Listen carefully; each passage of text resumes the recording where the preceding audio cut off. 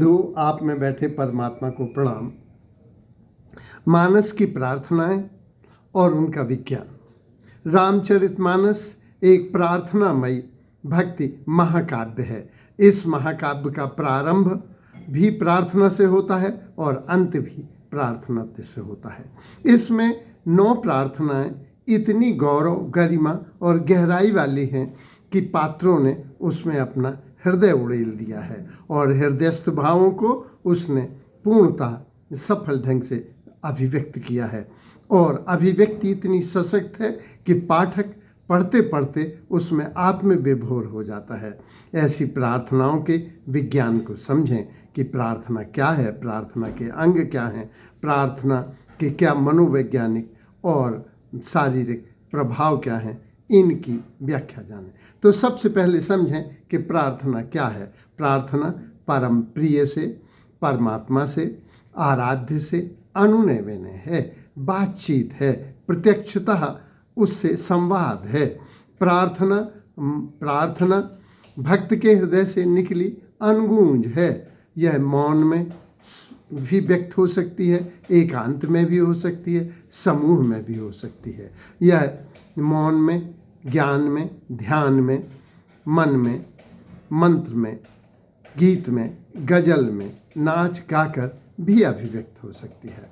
प्रार्थना सबसे पहला प्रथमतः आमंत्रण है। यह पूजा का, प्रेम का, भक्ति का की पृष्ठभूमि है।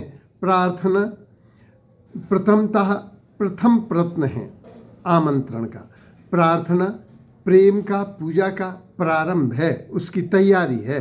प्रार्थना ईश्वर से साकार रूप में और निराकार रूप में की गई सीधी प्रत्यक्षता बातचीत है। प्रार्थना के अगर अंगों का वर्णन करें तो जानते हैं कि प्रार्थना या आराधना आराध्य के रूप, गुण, शील, सौंदर्य, शक्ति, संपन्नता, समृद्धि आदि का वर्णन है। उसमें भक्त भगवान की प्रशंसा करता है, प्रशंसा के गीत गाता है, यशोगान करता है। यह कीर्तन के द्वारा व्यक्त होता है।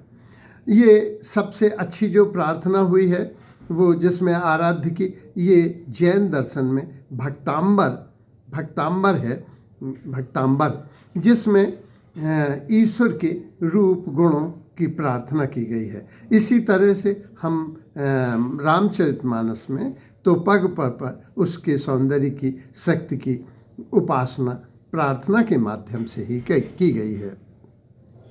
दूसरा बड़ा महत्वपूर्ण अंग है कि प्रार्थना स्वीकारोक्ति है। वो भक्त अपने अवगुणों को, अपनी दीनता को, अपनी निर्बलता को अभिव्यक्त करता है। तुलसीदास जी कहते हैं, कवित्व विवेक एक नहीं मोरे, सत्य कहूँ लिख कागद कोरे। मत यति नीच ऊंची रुचि आछी, चाहिए अमीय जुग जरय न छाछी। मतलब मेरी चाह तो बहुत है, अमृत पानी की लालसा है और छाछ जुड़ता नहीं है। विभीषण कहते हैं, तामस तन कछु साधन नाही, प्रीत न पद सरोज मन माही। ये स्वीकार किया गया है। इसमें सूरदास ने भी कहा है, मोसों कौन कुटिल खल कामी, या मोरे प्रभु अवगुण चित न धरो। प्रार्थना का जो अंतिम संवाद होता है वह धन्यवाद है। कृतज्ञता से बड़ी और कौन सी प्रार्थना है। भगवान ने सभी को पात्रता से अधिक उसको दिया है। तो जो कृतज्ञ होकर दोनों हाथ उठाकर ईश्वर को धन्यवाद देते हैं, इससे बड़ी कोई प्रार्थना नहीं है। तो प्रार्थना में कृतज्ञता से आ जाती है। इसमें अहिल्या ने कहा है, मुनि श्राप जो दीन्हा अति भल कीन्हा। श्राप को भी वह वरदान मानती है। यही भक्त की विशेष पहचान है। मुनि श्राप जो दीना अति भल कीन्हा, परम अनुग्रह मैं माना, परम अनुग्रह मैं माना। भगवान पर सत पर पद पावन, पाप न सावन। तो वो भगवान के प्रति तो कृतज्ञ है ही। मुनि जिसने श्राप दिया था, जिसके बल से, जिसके अभिशाप से वह पत्थर हो गई थी, उनको भी कहती है कि मैंने तो परम अनुग्रही माना है। तो प्रार्थना हनुमान ने कहा है बहुत अच्छा। जब राम प्रशंसा करते हैं कि तुमने लंका जला दी है, तुम विशेष हो, तो वो कहते हैं कि सब तब प्रताप रघुराई, नाथ न कछु मोरी प्रभुताई। मेरी कोई प्रभुताई नहीं है, मेरी शक्ति नहीं है। ये धन्यवाद ज्ञात करना है। फिर प्रार्थना का माने होता है, ये एक्चुअली शब्द है अर्थना। अर्थना माने मांगना, उसमें प्रा उपसर्ग लगा दिया तो प्रार्थना हो गई, आ उपसर्ग लगा दिया तो अभ्यर्थना हो गई, अर्चना हो गई। तो ये अर्चना है, याचना है। जैसे उसमें भक्त भगवान से याचना करता है, मांगता है। जैसे कौशल्या कहती हैं, माता पुनि बोली सो मति डोली, तजहु तात यह रूपा, कीजे शिशु लीला, अति प्रियशीला, यह सुख परम अनूपा। भक्त भगवान से अपने लिए याचना करता है। ये प्रार्थना के 4 महत्वपूर्ण अंग हैं।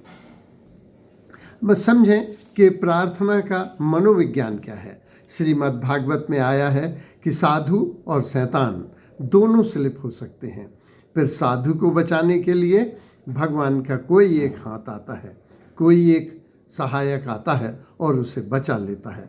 जब शैतान इसमें गिरता है, विपत्ति में, विपदा में, बीमारी में, विपन्नता में, तो फिर उसे कोई बचाने नहीं आता। जयंत की बड़ी श्रेष्ठ कहानी है कि जयंत इंद्र का पुत्र था। जब राम ने बाण मारा जयंत के लिए, चूँकि उसने ऐसी हरकत ही की थी, तो जब बाण मारा तो वो भागा भागा पिता के पास गया, लेकिन पिता ने भी आश्रय नहीं दिया। ब्रह्मा के पास गया, ब्रह्मा ने भी आश्रय नहीं दिया। फिर शंकर के पास गया, उन्होंने भी आश्रय नहीं दिया। जबकि शंकर तो सभी को, भूत प्रेतों को भी, राक्षसों को भी आश्रय देते हैं, वे तो अवढरदानी हैं। लेकिन जब शैतान गिरता है तो उसे कोई संभालता नहीं, और जब साधु गिर जाता है विपत्ति में, बीमारी में, तो उसे कोई एक हाथ बचाता है। उसकी यही धारणा जो भक्त की है, उसे बल प्रदान करती है, आत्मबल प्रदान करती है। ये जो प्रार्थना है, ये उसकी प्रार्थना से उसे आत्मबल प्राप्त होता है। उसकी ये धारणा और मान्यता उसमें आया है गायत्री मंत्र में कि हे परम सविता रूप परमात्मा, हम तुम्हारे तेज को ग्रहण करते हैं। तुम हमारी बुद्धि को सही मार्ग पर लगाना, सही दिशा दिखाना, सही मार्ग चुनने के लिए प्रेरणा देना। तो इस प्रार्थना से उसे बल प्राप्त होता है। इसमें रामचरितमानस में आया है, श्री रघुवीर कृपाते सिंधु तरे पाषाण। भगवान की कृपा हो जाए तो पत्थर भी समुद्र पार कर जाते हैं। तो ऐसी धारणा, ऐसा विश्वास ही महत्वपूर्ण है। अभी मिनीसोटा थॉमस यूनिवर्सिटी में मनोविज्ञान के एसोसिएट प्रोफेसर रियान ब्रेमर का कहना है कि प्रार्थना से हम एक जुड़ाव प्राप्त होता है, एक महाशक्ति से, एक महा ऊर्जा से, एक संपूर्ण चैतन्य से, ईश्वर से, किसी महाशक्ति से जुड़ाव महसूस होता है कि हम उससे जुड़े हुए हैं। यही उसे बल प्रदान करता है।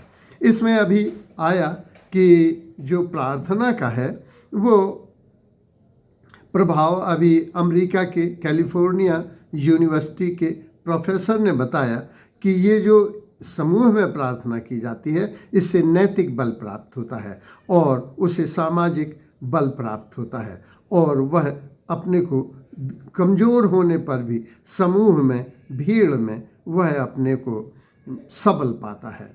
और जब एकांत में की जाती है तो उसे आत्मबल प्राप्त होता है। अभी नारायण हृदयालय बेंगलोर में मैं गया, वहाँ मेन गेट पर ही लिखा हुआ है कि पूजा का, प्रार्थना का हृदय पर बहुत अधिक अच्छा प्रभाव पड़ता है।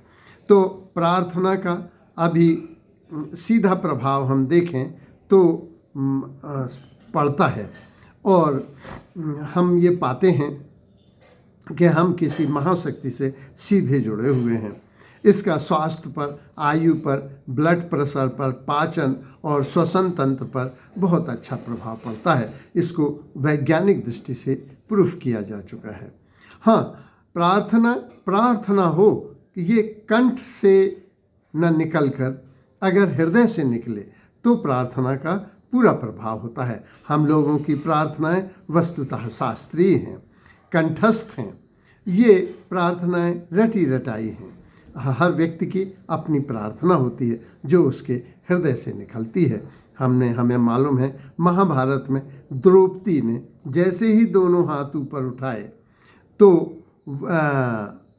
चमत्कार हुआ और चीर बढ़ी। हमें याद है गज और ग्राह का युद्ध हुआ था। जब तक वह लड़ता रहा तब तक नहीं, जैसे ही उसे लगा कि अब तो पानी है, दलदल है, मगरमच्छ इसमें बलशाली है, तो उसने सोचा मरते समय क्यों ना फूल चढ़ा दिया जाए, और तत्काल कोई पत्थर गिरा और उसका सर कट गया। इस तरह से कुछ ऐसी घटनाएं घटती हैं जिससे चमत्कार होता है। हमारे साथी थे शंकर दयाल शर्मा, बॉटनी के प्रोफेसर थे, ग्वालियर के थे।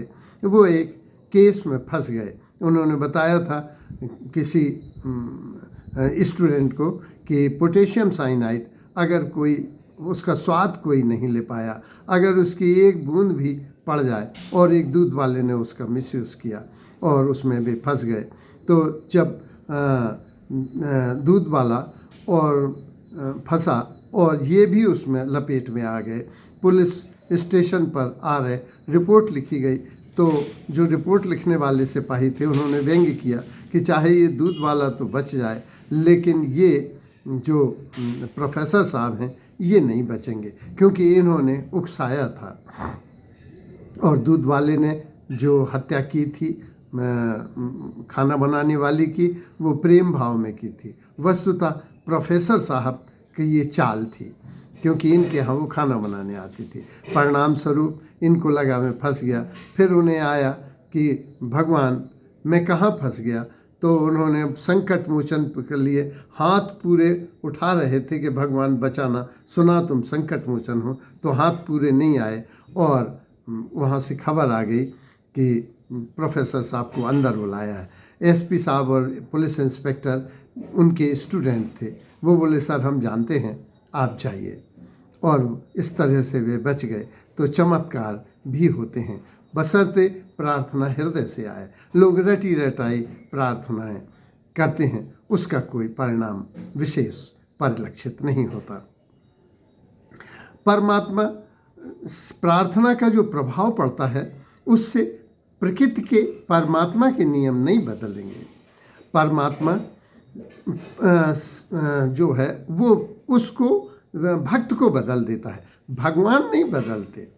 तो इसमें भगवान और भक्त वे एक ही हो जाते हैं पराकाष्ठा पर, इसलिए वे बच जाते हैं। वो उसको स्वीकार करता है। जैसे है एक प्रार्थना मैंने पढ़ी, बहुत अच्छी लगी, न मैं रहूं न मेरी आरजू रहे, तू रहे और तेरी रजा रहे।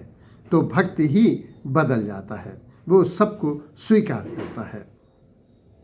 प्रार्थना हृदय से हो तो उसका प्रभाव है। उसमें लोग कहते हैं, मैंने भी एक प्रार्थना बनाई है, कामी हूँ कुचाल नर कामनाएं कल्पतरु अरु विकास वृद्धि पर, कलयुग के कोटि कर्म तर्क और वितर्क का बुद्धि पै वितान तना, भावनाएं गहन गर्त मन बनाओ मैं सना, राग रागनी से रंगी रजनी है रंभा की, कीमती लिबास में मन मतंग वेश्या है बहार और व्यार, नौका है छिद्रदार, छाया है अंधकार, रस्तम है दुर्निवार, ऐसे में हे भगवान आही विराजो, बैठ बुद्धि कौशल में, बाह ही समारो बाह ही समारो, बहत जात कुटिल काल, क्रूर कर्म धारा है, ऐसे में हे भगवान आही विराजो।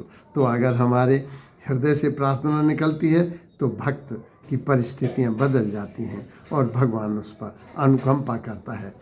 इसमें जो रटी रटाई प्रार्थनाएं हैं उनका क्या प्रभाव होगा। लेकिन जो प्रार्थनाएं उसकी मौलिक हृदय से निकलती हैं, उनका गीता में भगवान ने कहा है कि मैं तुम्हारे विधि विधानों में नहीं पढ़ता, मैं तुम्हारे शब्द और व्याकरण नहीं देखता, मैं तुम्हारे भाव देखता हूँ। इसलिए प्रार्थना हृदय से की जाए तो उसका प्रभाव पड़ता है। यही गोस्वामी तुलसीदास ने इन गहनतम प्रार्थनाओं में व्यक्त किया है। धन्यवाद।